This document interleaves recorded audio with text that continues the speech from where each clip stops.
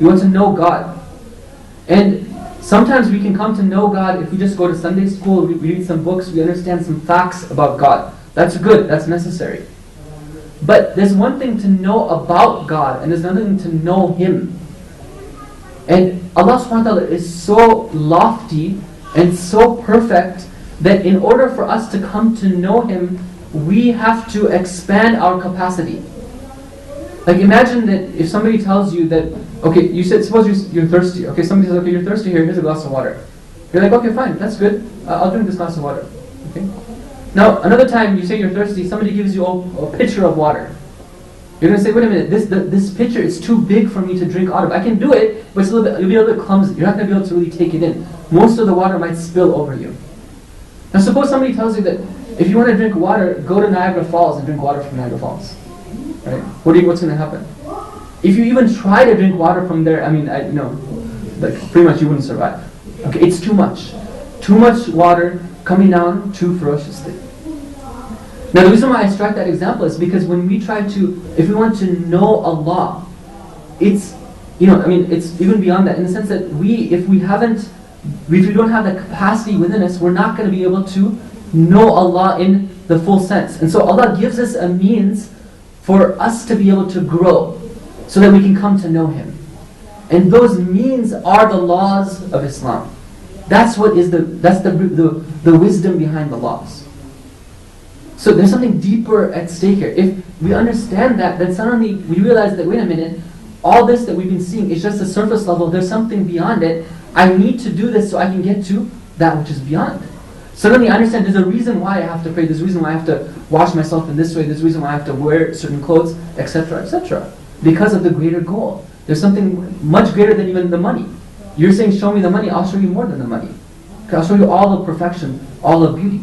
That's what is the spirit behind the laws. Please recite salawat.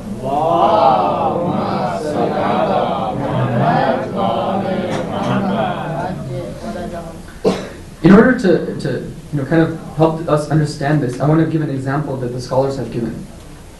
They say that, imagine you walk into a dark room, okay, and in the dark room, okay, like it's completely dark, but you see that, from a certain slit in the walls, there's some light that's streaming in, and it forms a pinpoint on the wall. Okay, so you see the light pinpoint there, and the ray of light is coming from the sun, and it's just going through that slit in the wall, and it's hitting the wall. Now, when you walk into that room, if you just look at that pinpoint of light that's hit the wall, you could say that, this is something really puny, right? It's just small. It's not very bright. It doesn't give off that much warmth. But if you happen to turn around, that's the pinpoint light. You turn around and you look at, okay, well, where's that light coming from? You trace it back. You see that, okay, it goes from that slit. So then you go out and you see, okay, what's behind that slit? And you see that, oh, this is a ray of the sun.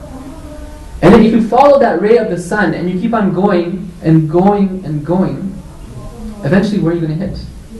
The sun.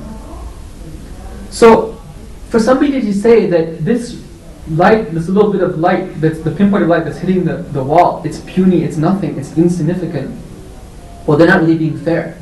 Because they're not realizing that light is the same light that's emanating from the sun. And it's one and the same thing. The problem is that if we don't follow that light and we don't see where it's going to, then we're never going to be able to realize that it's more than just a pinpoint of light. We'll just think it's something, minuscule, but actually it's, very hot, very big, and very huge. It's the sun. So, if you take that analogy and you look at the laws of Islam are that pinpoint of light. They are the most outward, the surface level, but they have an interior. Okay, that's the surface level. There's something behind them. And the goal is for us to get to that thing behind them by practicing the laws. What do I mean by that? For example, it's supposed to be the case, brothers and sisters, that our prayers are supposed to be enjoyable, and they're supposed to take us to understanding more about God. It's supposed to be the case that when I read the Quran, the book of Allah, as I'm reading it, I should start to be able to feel and know Allah more because of my my interaction with the Quran. Okay? Similarly with other things. For example, you have all, inshallah, participated in mourning for Imam Hussein Islam before. Right? Now, what happens when you mourn for Imam Hussein? You beat your chest and you cry. That is the surface level of things. But after you cry, what is that feeling that you experience inside of yourself? It's a feeling of almost like joy. It's almost happiness. It's like as if you feel like elevated. And some people mistakenly, they sometimes you see them that they're crying, and then like just a few minutes later they're like, laughing and joking around, right? Which, I mean, I'm not saying it's haram, but it's not appropriate if you just, there should be some time that you take, and then you kind of ease into going back into the normal sense of things. But the reason is because the exterior was crying, but the interior is joy. Because by mourning for Imam Hussein, it's one of the best things that somebody can possibly do. One of the most recommended acts. That's the surface level. The interior is that we're allowing ourselves to reach the heavens. We're allowing ourselves to taste perfection, to taste a bit of heaven. And so after we've beaten our chest and crying, the result of that is that we've tasted a bit of heaven.